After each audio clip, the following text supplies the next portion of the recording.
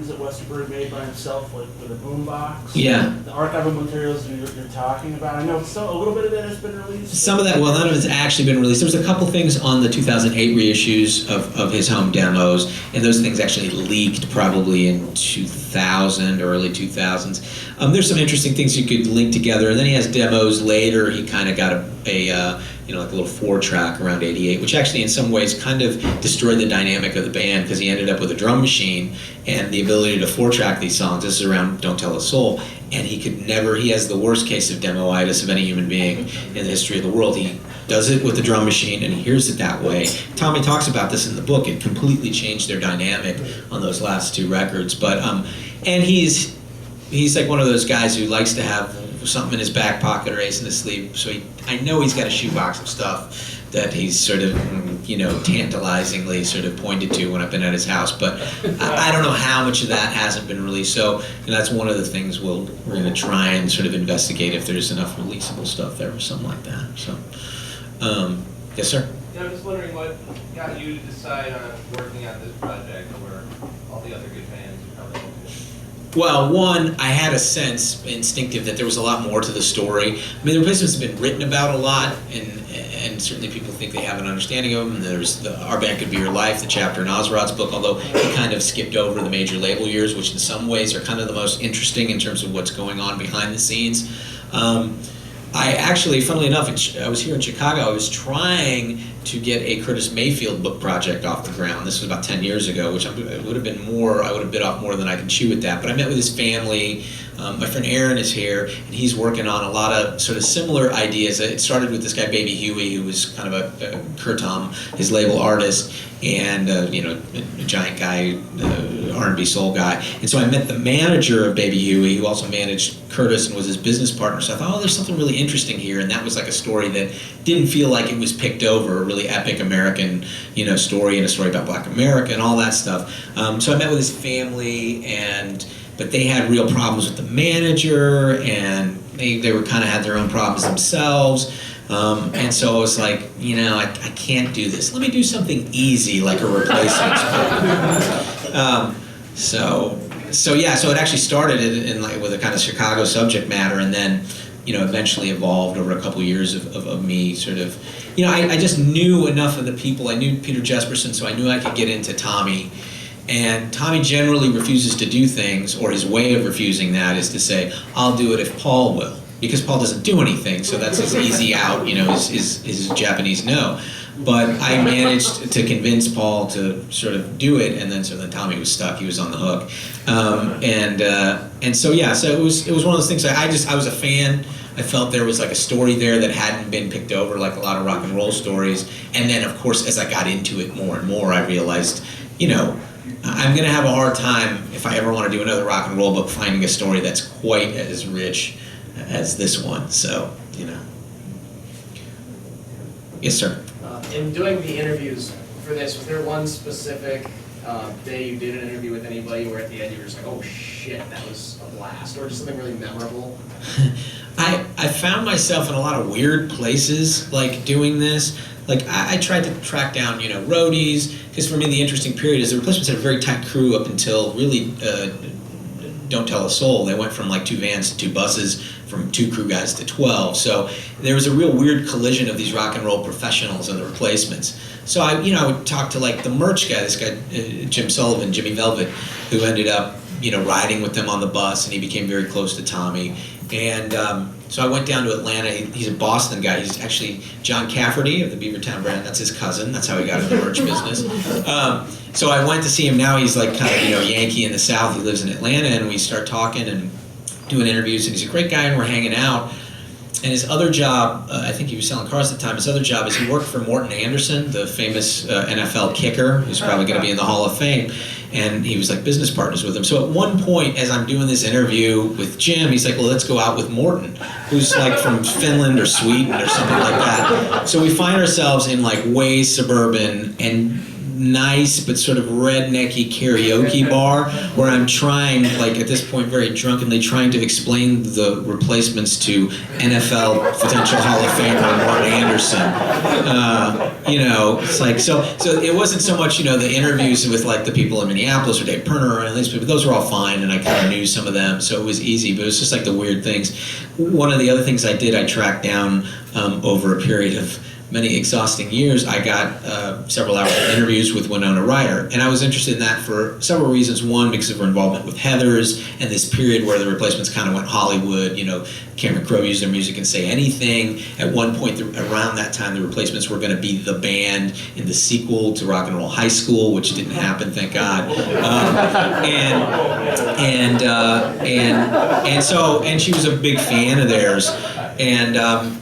So it took a long time. She was very leery at the time about commenting, and so there was phone calls and texts and all this stuff, and my then girlfriend was like, why the fuck is Winona Ryder calling you? And so finally I talked to her, or I think that when she sort of agreed to do it, I live in Memphis, I was in Memphis, I was at the, I told you this, I was at the drive-through of a Wendy's getting a Frosty, and she called up, and I'm like, oh, okay, so I'm like talking to Winona Ryder and trying to order a Frosty at Wendy's. So, you know, those are like the kind of unexpected adventures in the book. But, I mean, you know, I had a lot of great interviews with a lot of people, but mainly it was the moments with Westerberg or with Tommy. You know, when Tommy came down to Memphis for a week to do some recording and do the main part of the interviews that we did. And, you know, we were sort of bar hopping, which is, you know, he's a professional, I'm an amateur. It was very hard to sort of keep up, but I was trying to, so we're just going from bar to bar to bar. And at one point we started in this piano bar by the Peabody Hotel, and we're like talking, and this like, you know, straight out of, you remember that show, It's a Living? Sonny like starts playing Billy Joel, don't go changing, and he's like, we have to leave right now. So then we started bar hopping, and it's like, you know, by the end of the night he's talking about his brother's death in a restaurant, you know, crying, you know, and that's the weird thing I think that was really good and very difficult, because these are sort of locked up people, you know, they're sort of Midwestern, there's a repression, I think, particularly with Tommy's family, the things were so ugly and so painful and sort of exacerbated, obviously, by Bob's death. They never talked about it with each other. So when you're pulling that out of people for the first time, it's a very intense experience, and it's a huge burden on you to tell that story. So those are the kind of the moments that I think of being like, well, you know, it's like way more than I bargained for, but it just doubled my sort of determination to like not fuck this up, because it's like, this isn't just somebody telling me some dumb story about how they got drunk and they, you know, tore up a dressing room. This is like, people are ripping their heart and soul and guts out, talking about things that they've buried even amongst themselves for their whole lives, so. How's Bill Sullivan doing? Wasn't he kind of like for a while the fifth replacement? Well, Bill, he will tell you that. No, Bill is a very good guy, and he was the guy that, as Paul put it in the book, he's like, Bill knew the difference between when we wanted something and when we needed something. And Bill didn't really participate for the book. He'd done his bit for the Ozrod book. Bill is a very entertaining guy in his own way. We hung out. This is when he still had the 400 bar. I invited him to a Timberwolves game, and you know, I had everybody like fucking trying to get him to be on board. He came in a little later, actually. The band was going about 3-4 years before he really kind of came on board fully, and then by the end he was out. He should have been their road manager, but they kept bringing in these pro guys, and I think he felt passed over, and he ended up having a very successful road managing career with Soul Asylum and then Bright Eyes and all these many other people.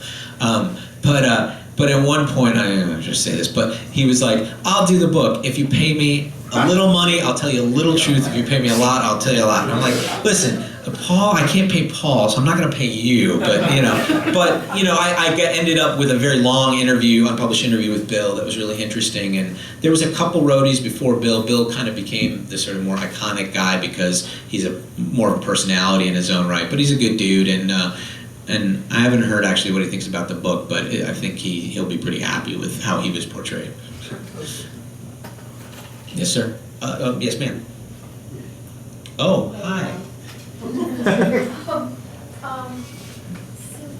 case we're buying books, Do you make more money books here at bookstores or Amazon? That's a good question. I think it's probably better here if you want to buy books here. Also, because I can sign it. They make great gifts, all that kind of stuff. So yeah, I do have to say the lady that I just pointed to is my former boss at the Reader, Allison True. My former boss. Your former boss too. We're basically related. And I'm going to say this just real briefly. I'm not going to blow smoke. When I came to the Reader, I only worked there about 2.5, almost 3 years.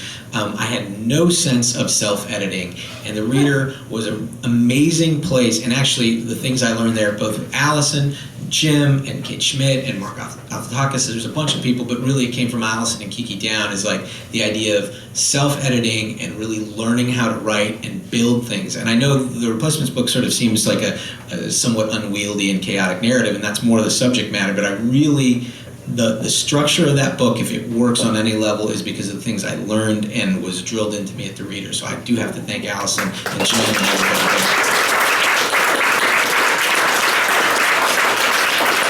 At the time, I was like, no, man, you're stifling my creativity. But really, like, I look at some of the things I did at the Reader, and they're like built like an engine. And I really wanted to kind of build this. As big as the story is, as like chaotic as it is, it holds together, you know, largely because of the lessons I learned working at the Reader. So.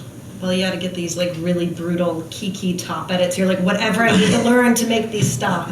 That's how we learned. That's how you learn. Fear. That's the great motivator. Any other questions? You, sir.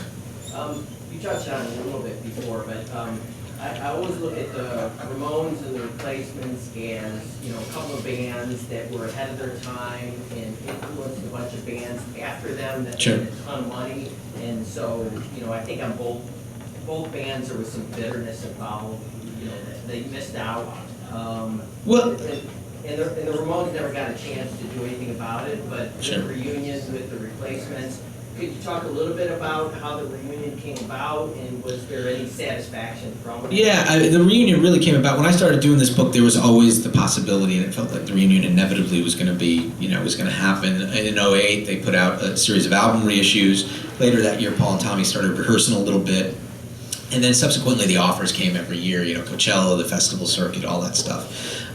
Initially, they wanted like maybe Chris involved, but he's completely moved on from the band.